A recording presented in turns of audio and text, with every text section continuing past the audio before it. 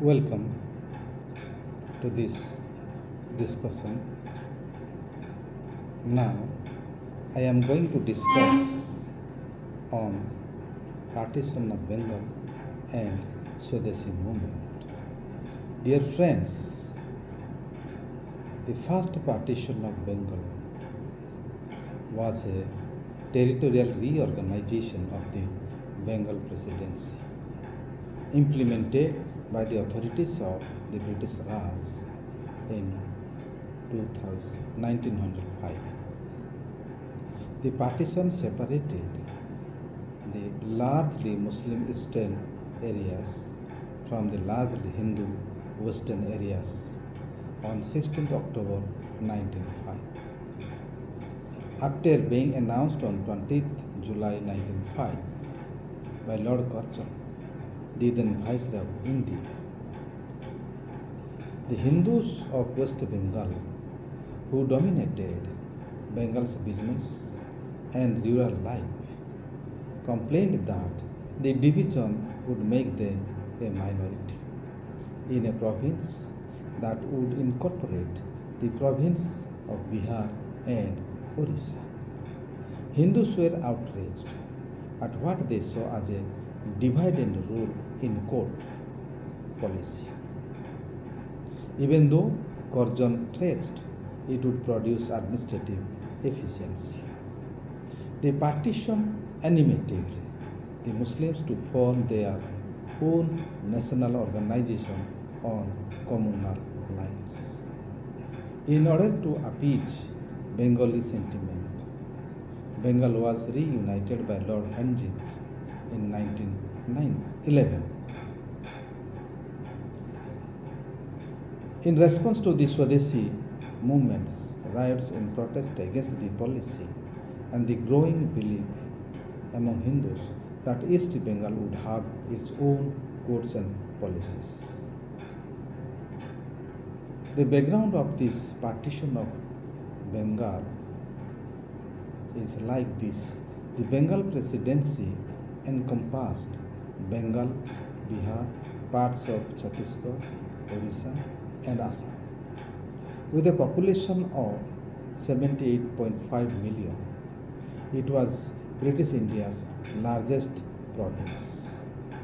For decades, British officialdom had maintained that the huge size created difficulties in effective management and had caused neglect of the poorer eastern region. The idea of the partition had been brought up only for administrative reasons. Therefore, Curzon planned to split Orissa and Bihar and join 15 eastern districts of Bengal with Assam. The eastern province held a population of 31 million, most of which was Muslim, with its center at Dhaka. Once the partition was completed, Curzon pointed out that he thought of the new province as Muslim. Lord Curzon's intention was to divide Bengalis, not Hindus, from Muslims. The western districts formed the other province with Orissa and Bihar. The union of western Bengal with Orissa and Bihar reduced the speakers of the Bengali language to a minority. Muslims led by the Nawab Salimullah of Dhaka supported the partition and Hindus opposed it. The middle class of Bengal saw this as the rupture of their dear motherland as well as a tactic to diminish their authority. In the 6-month period before the partition was to be effected, the Congress arranged meetings where petitions against the petition were collected and given to impassive authorities. Surendranath Banerjee admitted that the petitions were ineffective and as the date for the partition drew closer began advocating total approaches such as boycotting British goods. He preferred to label this move as Swadeshi instead of boycott.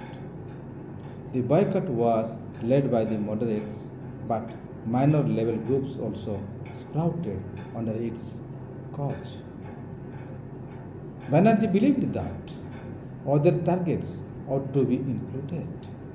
Government schools were spawned, and on 16th October 1905, the day of partition, schools and shops were blockaded. The demonstrators were cleared off by units of the police and army.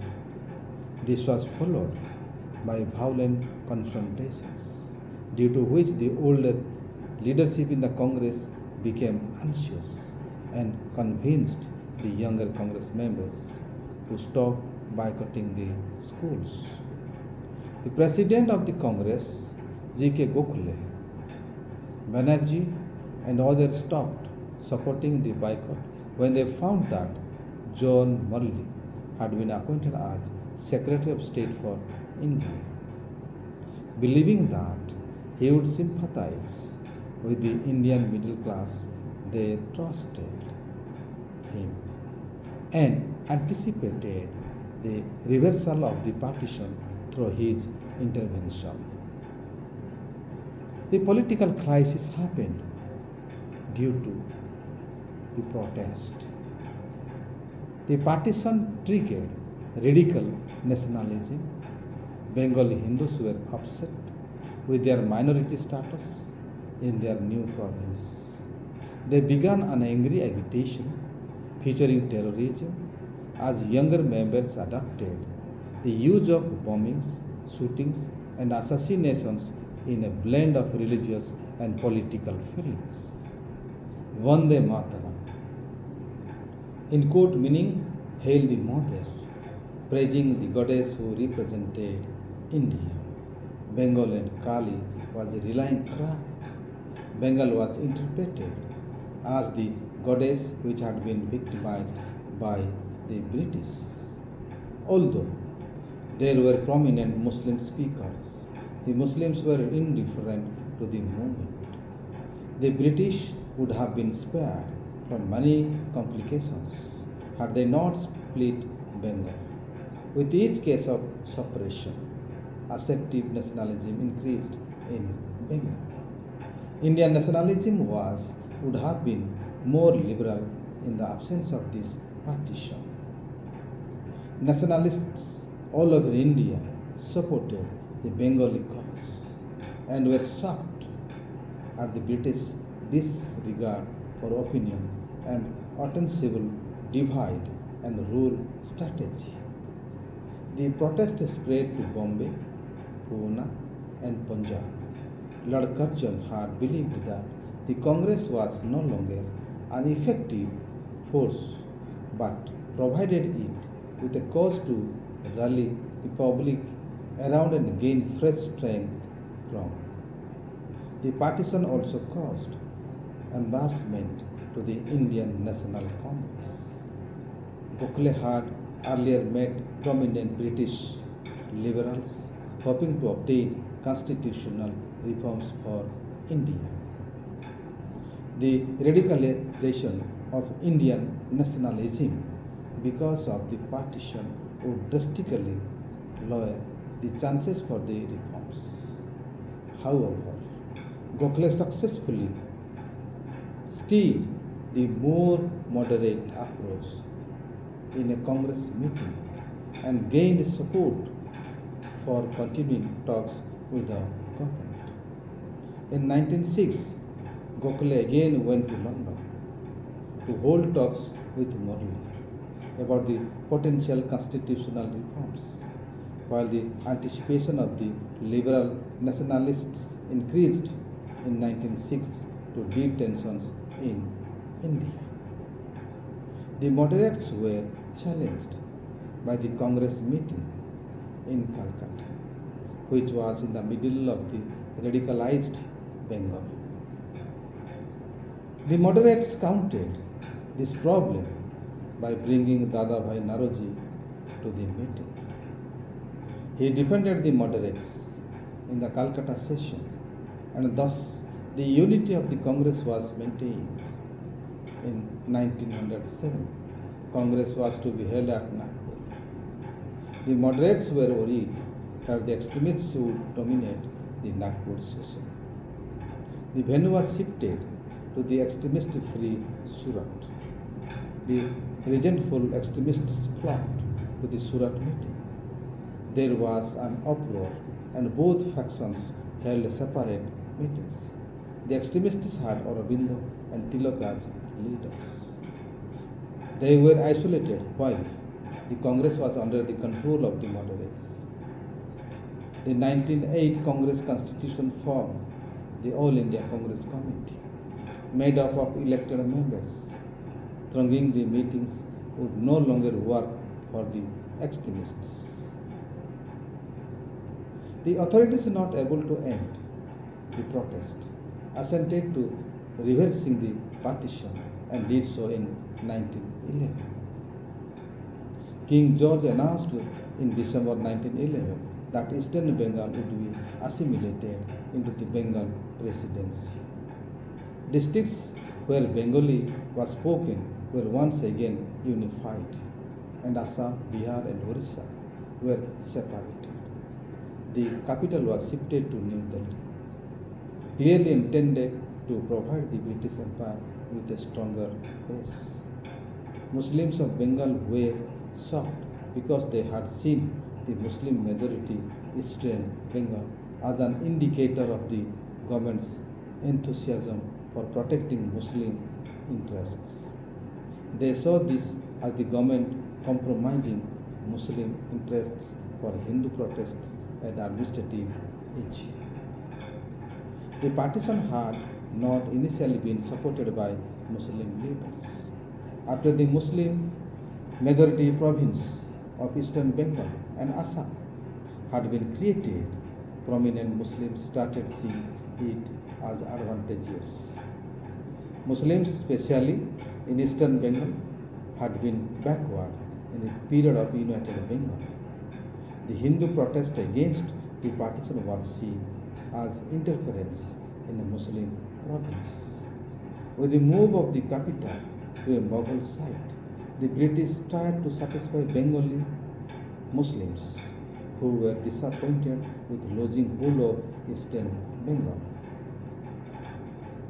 The uproar that had greeted Curzon's continuous move of splitting Bengal, as well as the emergence of the extremist faction in the Congress, became the final motive for separatist Muslim politics. In 1909, separate elections were established for Muslims and Hindus. Before this, many members of both communities had advocated national solidarity of all Bengalis. With separate electorates, distinctive political communities developed with their own political agendas.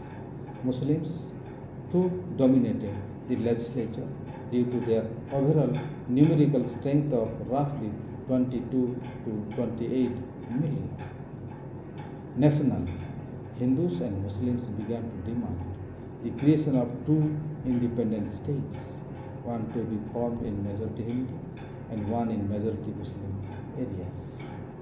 In 1947, Bengal was partitioned for the second time, solely on religious grounds, as part of the partition of India, following the formation of the nations India and Pakistan. In 1955, East Bengal became the East Pakistan, and in 1971 became the independent state of Bangladesh. Then followed by the Swadeshi movement. The Swadeshi movement, part of the Indian independent movement, and the developing Indian nationalism, 5 phases of the Swadeshi movement. 1850 to 1904, developed by leaders like Dadabhai Naroji, Bhukle, Ranade, Tilak, J.B. Joshi, and Vaswat K. Nigoni. This was also known as the first Swadeshi movement. And 1905 to 1917 began in 1905 because of the partition of Bengal ordered by Lord Curzon. And from 1918 to 1947, Swadeshi thought set by Gandhi, accompanied by the rise of India's widespread calls on international adoption of obsolete technology during the license permits launch. In 1991 onwards, liberalization, privatization, and globalization, foreign capital, foreign technology, and money foreign goods are not excluded, and doctrine of export-led growth resulted in modern industrialism. The Swadeshi movement started with the partition of Bengal by the Viceroy of India, Lord Curzon, in 1905 and continued up to 1911. It was the most successful of the pre-Gandhian movements. Its chief architects were Aurobindo Ghosh, Lokmanya Bal Gangadhar Tilak, Bipin Chandra Pal, and Lala Lajpat Rai. V.O. Chidambaram Pillai, Babu Jenu.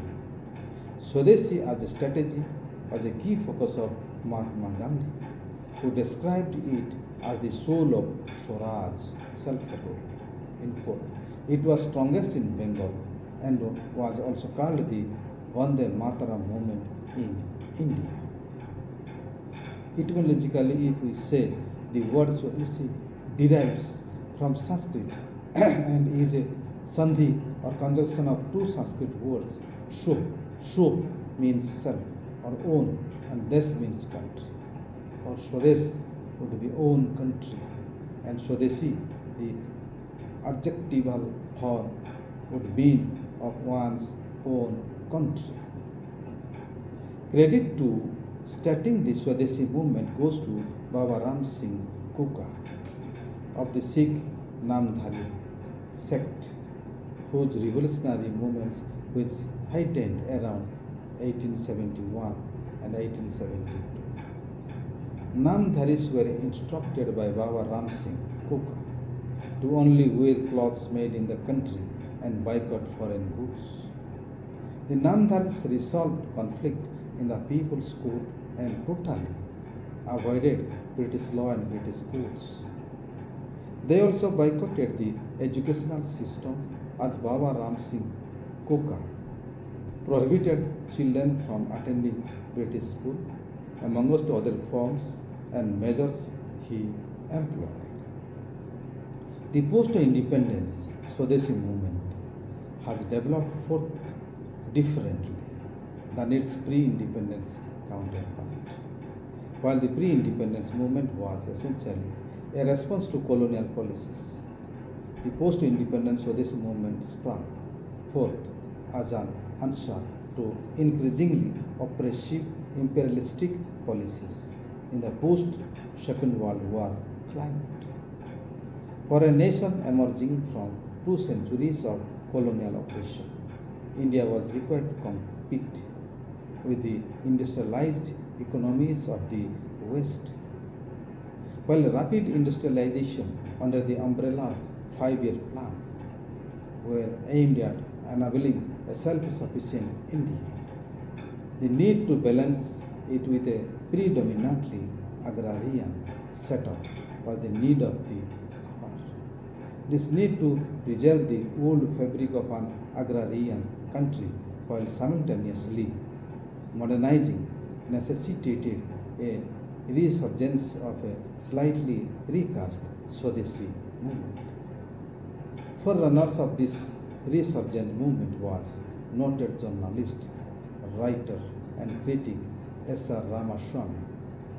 Others of the late in the movement include the likes of Rajiv Dikshit, Swami Ramdev, and Pawan Pandit. In the digital world, SwadeshiShopping.com taking novel initiative for promoting Swadeshi movement in present time.